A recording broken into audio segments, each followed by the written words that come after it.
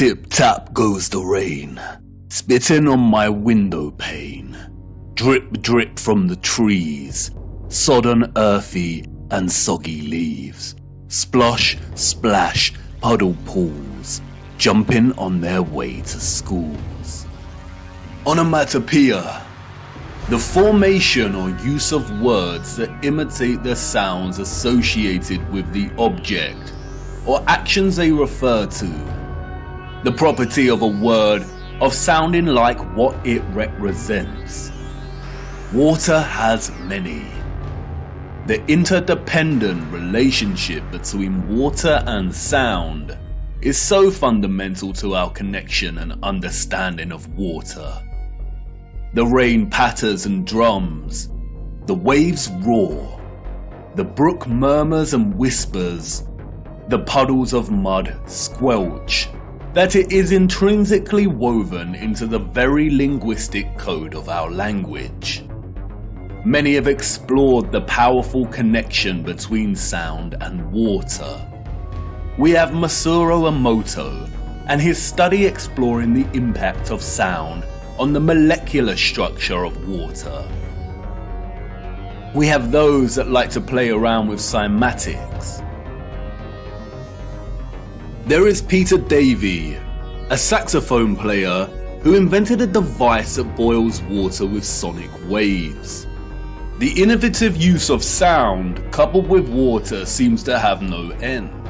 So much so that in recent times, biologists are discovering that ultrasonic water can even treat the most resistant of infections and heal wounds at rapid pace. And in a future where electromagnetism was harnessed with the utmost innovation, water, sound and frequency had to have a major role to play. And of course it did. They wanted us to know that it did. And not just the water here on Earth. They were telling us to look up and above. They wanted us to know that what they had achieved right here on Earth was only possible because they had studied what existed above. In the beginning, God created the heaven and the earth was without form and void, and darkness was upon the face of the deep, and the Spirit of God moved upon the face of the waters. And God said, "Let there be light," and there was light. And God said,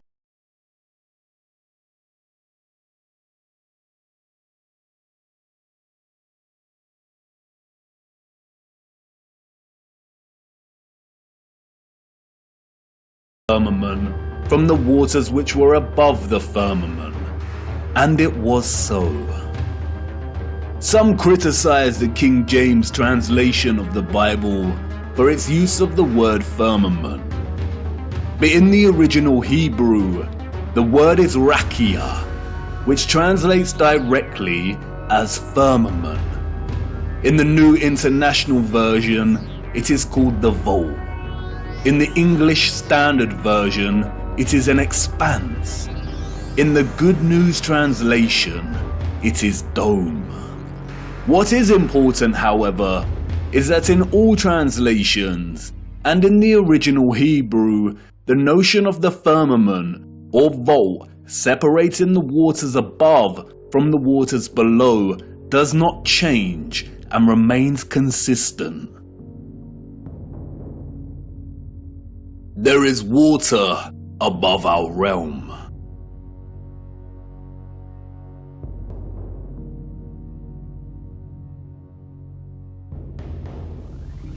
The telescope is an interesting instrument, both at once an apparatus for discovery and simultaneously a weapon of deceit. There are two primary types of telescope, the refractor and the reflector. A refractor uses an objective lens, usually a convex lens, and a reflector utilizes a single or a combination of curved mirrors to reflect light and form an image. Many reflector telescopes use either a concave mirror or a parabolic mirror. This is what a reflection looks like in these mirrors. The eyes we were born with, and which we see the world through, are convex lenses. We do not witness the world through curved mirror reflections. This is Jupiter as seen through a reflected Newtonian telescope.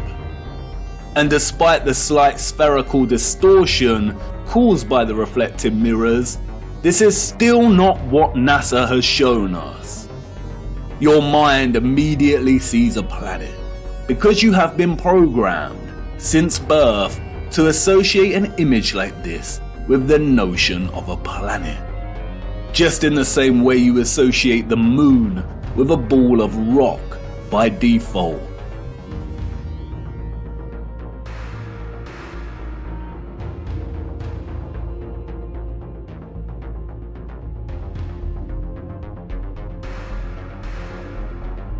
But as you can see here, both refracting and reflecting telescopes produce images similar to the Nikon P900. The Nikon lenses have been criticized by some astronomers as lacking the power to really see the luminaries above. But as you can see here, there is not much difference between the Nikon and both types of telescope.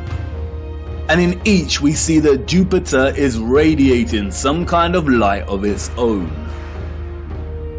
Both amateur and professional astronomers present footage such as this.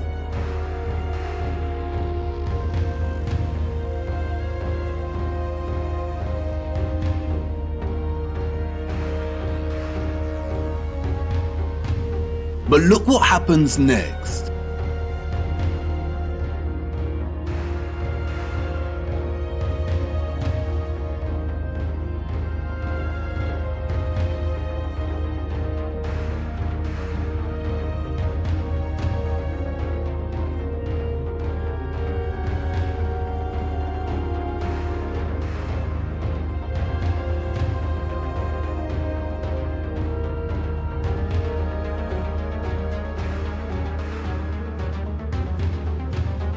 The astronomers here are using imaging processing software to turn their raw images and footage, which display a circular object in the sky above us radiating its own light, into a NASA-style planet.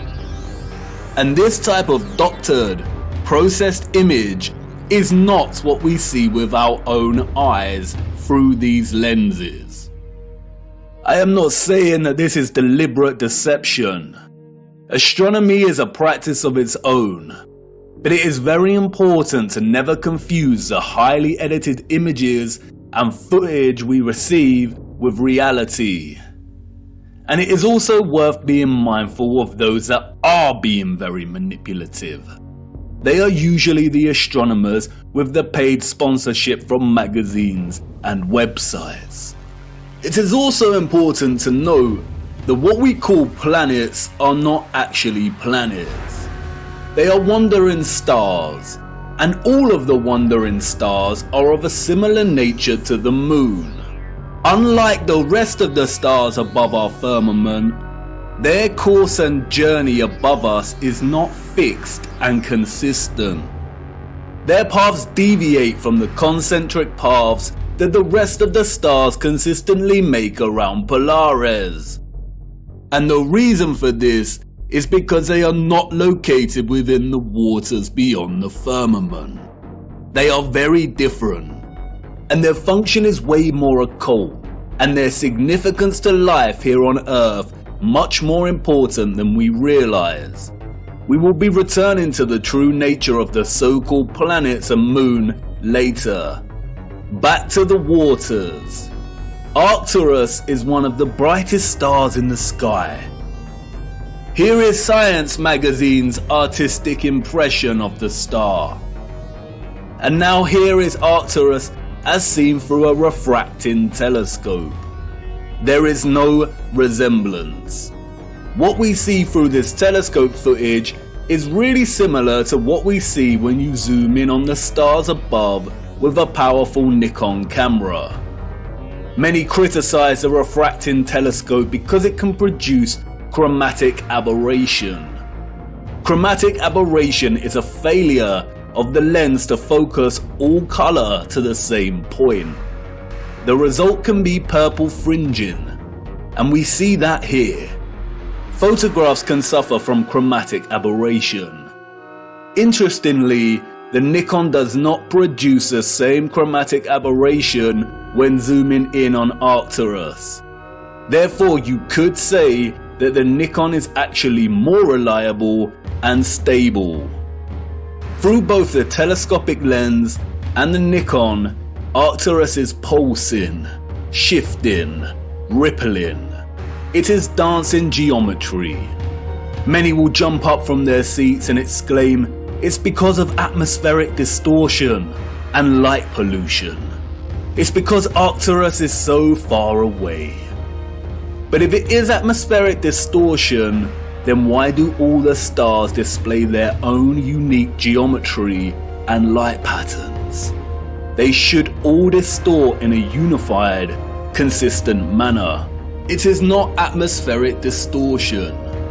The stars are pockets of sonoluminescence in the water above. They are self-illuminating, radiating their own light and frequencies in the waters above. Our own convex-lensed eyes tell us that there is some kind of water above. We see it in the stars and when rockets accidentally hit the firmament. And, like I said before, just because the so-called planets or wandering stars and the moon appear spherical does not mean they are. They are not synonymous with the stars in the water beyond. They are something else entirely. Our advanced predecessors wanted us to watch the stars. They wanted us to understand that electromagnetic vibration and frequency produce pockets of sonoluminescence in the waters above.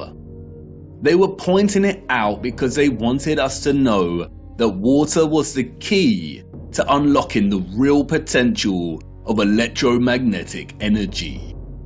They wanted us to know that once harnessed, the ethereal electromagnetic energy could be fused with water, so it could be stored and distributed. And once produced, the water could be manipulated, enhanced, and elevated to a level of new possibilities through the use of vibration, frequency, and sound itself. Their civilization depended on the industry of what we will call the living waters. Their technological advancement enabled them to transform the entire Earth into a power grid. But this grid was only possible because of water. The civilization of the future was an electromagnetic water world. Canals are no great secret. They are found everywhere across our realm, both the great and the small. Most of the great canals around our Earth are connected to the ocean. Salt water is an excellent conductor of electricity. Sodium chloride is ionized. We have the Corinth Canal, connected to the Aegean Sea. We have the Panama Canal that connects both the Atlantic and Pacific Oceans. The Suez Canal connects with the Mediterranean Sea. And there is the Volga-Don Canal, connecting the Azov Sea, Caspian Sea and Black Sea with the major oceanic networks. All of the canals built before the 1920s were not built by us or those in the history books. We inherited them. And while the official narrative tells us that the Volga-Don was finished during the 1950s, its construction actually began back in the 16th century. All narratives surrounding the construction of these canals is purely fabricated, and I will show you how much later in our journey. Once you start paying attention, it becomes very evident that most continents and countries feature a combination of canals and rivers that span the entirety of the land itself. The citizens of the old world utilize the oceans and rivers to create a grid of interconnected waterways to provide water to all of their areas of habitation. In order to pass difficult sections and keep the supply going, they would build aqueducts and viaducts. Sometimes these were constructed with the purpose of energizing the water as it passed through and into different areas, and that is why many were designed with symmetrical archivolt structures. The Romans did not build these structures. The entire infrastructure of so many cities found across our realm are designed around canal systems. Look at Amsterdam from above. The precise geometric grid lines here are not roads, they are canals, and the sole purpose was to supply water from one area to another. The water was stored and manipulated for a variety of purposes in reservoirs, water towers, pumping stations, cisterns, and other structures. The water also functioned to provide necessary balance. A complex grid of electromagnetic production, distribution, and consumption would generate a lot of heat and magnetism. Water provided not only a balance of diamagnetism, but also ensured the entire grid did not overheat. When looking at all the magnificent generators and other instruments of power from the old world, we can always find water nearby, or the remains of water storage. Sometimes this is hidden primarily underground. Many do not realize that many so-called Victorian cisterns and reservoirs run very far under a lot of our cities, and other times it is a central characteristic feature of these structures, an example of which is what the controllers have redesignated as castle moats. The electromagnetic water grid was not just an energized version of what we are already familiar with in our cities and towns. It was much, much, much more. It was way more magnificent, impressive, and futuristic than we could even imagine. The grid was connected to central, bigger power stations, or what is more appropriately termed star stations. Sometimes these were isolated stations, and other times they comprised entire cities. We are going to have to fly to a higher altitude for this. I need to show you. Hold on tight now and keep your eyes open. Look.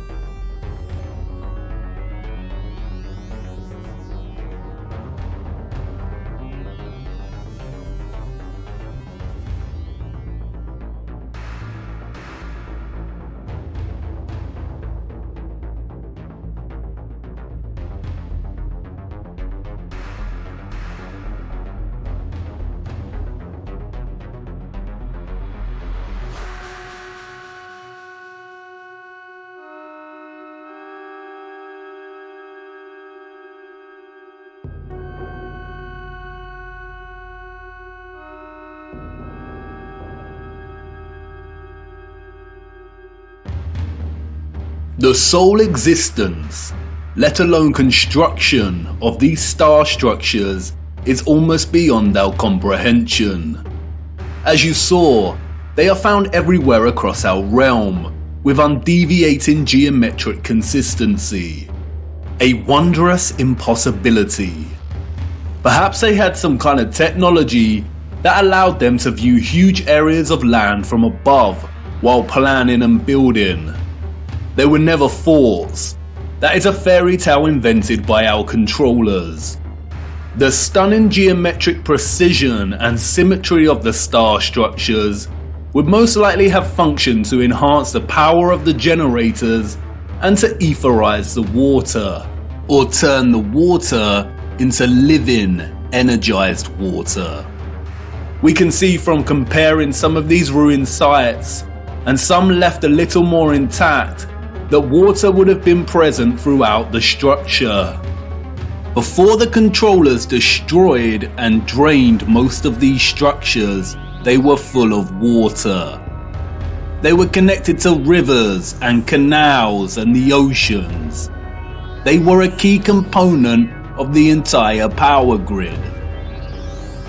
The star structures are fractals of symmetrical geometry, just like many of the ceilings of these huge energy generators. And, like the acoustic cavity magnetrons and resonators, the symmetrical sharp diagonal walls would have caused the ions to perpetually vibrate. Old plans and illustrations, which have no doubt been edited or manipulated in some way or another, offer suggestion as to how complex, integrated, and essential the star geometry was to the entire grid. Look at Paris here. It isn't obvious at first glance, but upon closer inspection, we come to realize that the entirety of Paris was itself a star station, or a star city. And like with everything else constructed in the old world, these structures were at once functional and a celebration of the source of their innovation. Look closer at the star geometry here. Can you see the resemblance? The snowflake. Do you remember what happened in Masaru Emoto's experiment on water? Ethereal vibration expressing itself through water's molecular structure. Those of the old world had perfected this science. They knew the key to releasing electromagnetism's potential was through sound and water. Just imagine what they were able to achieve. Sound, vibration, and frequency was just as integral to the success of their technology as water was. Those of the old world did not hide their adoration for sound. Traces of this love for sound are everywhere. These structures were literally instruments of power, or as the so-called Goethe put it so succinctly elsewhere, music is liquid architecture. Architecture is frozen music. This is why so many generators, capacitors, power stations, and intermediates feature holes, pediments, dentils, indentations, and complex 3D ornamentation. They were structural openings to manipulate sound waves, the vibrations and acoustics, so they could tune the electromagnetic energy in conjunction with the water in a variety of ways to achieve different results. They were similar to the aerophone instruments such as the flute, the pipe, the recorder, the bassoon, and the trumpet.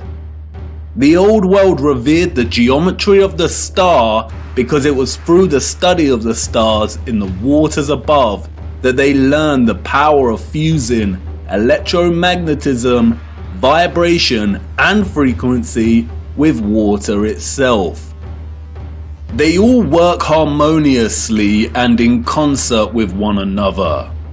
This interconnected and interdependent energetic relationship is what makes the stars and all life itself possible in the first place. Look a little closer at the dancing geometry of the sonoluminescent stars beyond the firmament. Do they remind you of something else? That's right, all of the magnetrons, or what we've come to call rose windows, were designed to mirror the cymatic patterns of ether's vibrations in water itself. Artist Tanya Harris was onto something in 2013 when she turned her attention to studying and recording the silent resonant frequency of churches. By placing water inside of a loudspeaker, she was able to discover the hidden geometry of these resonant frequencies. The results showed that even the silence within these structures produced strong cymatic patterns. And again, can you see the resemblance? Others have applied the same technique and studied the cymatic patterns displayed when bells chimed within the structures.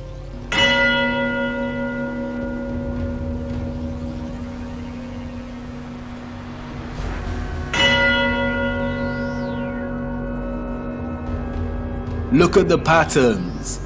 Magnetrons. This is why so many magnificent rose windows resemble cymatic patterns so closely.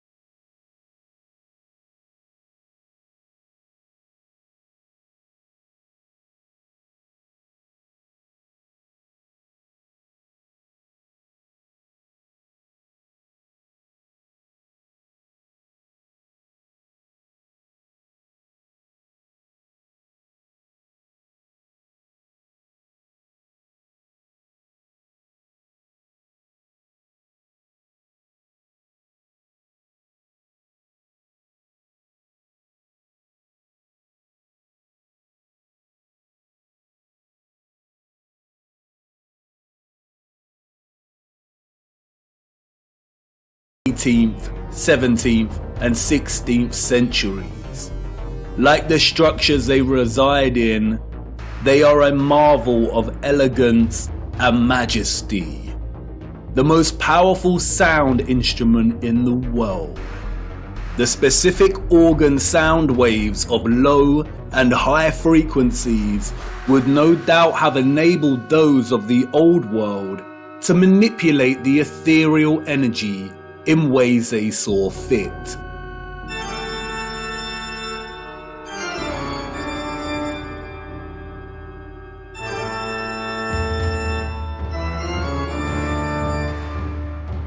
The magnetron rose windows that would not have contained glass would amplify these sound waves, which in turn would influence the molecular structure and properties of the etherized living water.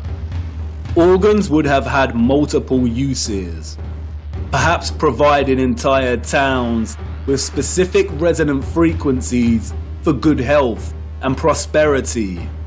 The specific functions of the organ have been deliberately hidden and withheld from our knowledge. Interestingly, the official history states that the first organs of the world were water organs, in which the power source pushing the air is derived by water from a natural source or by a manual pump. No doubt a deceptive half-truth disguising the instrument's true interaction with water. And like I said before, most of these structures had areas nearby to store and hold large quantities of water. Many of the structures feature underground cavities or huge cisterns, some of which have been drained and some kept intact. Sometimes the cistern was located apart from and outside of the structure. The controllers have redesignated many of these areas as Roman baths. That's why Bath Cathedral in England is located right next to the Roman baths.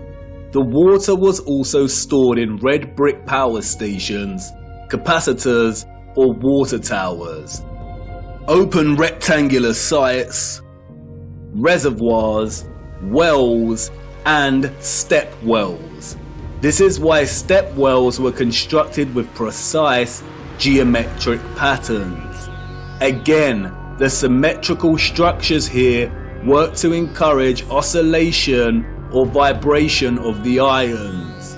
They kept the water electromagnetically charged, and the aqueducts and viaducts would have worked in a similar fashion. It is likely that a lot of the huge electromagnets we see scattered across our realm would have actually straddled passing water, much like we see on the Volga-Don Canal, even though it's unlikely that the Volga Arch is original, and that many roads themselves were constructed during the Great Reset. It is likely that the inheritors of the 19th century were instructed to drain and fill many of the tributaries that once carried water. That's why we see drained castle moats and star stations. Perhaps that's what a lot of the surplus mud we see during this period was used for. Perhaps a lot of homes and buildings were constructed with underground chambers to store their own personal supply of living water, and these areas were destroyed, filled in, and forever hidden with vast amounts of mud during the 19th century. The use of electromagnetism, sound waves, and water would have had endless applications and uses in the old world, most of which we will never know about. But many structural remains do offer a lot of clues. The abundance of remarkable and impossible stately homes, halls, and manors found throughout our realm all point to the mass-scale farming practices of the old world. We travel miles to marvel at their beauty and grandeur. But more impressive than the structures themselves are their gardens and water gardens.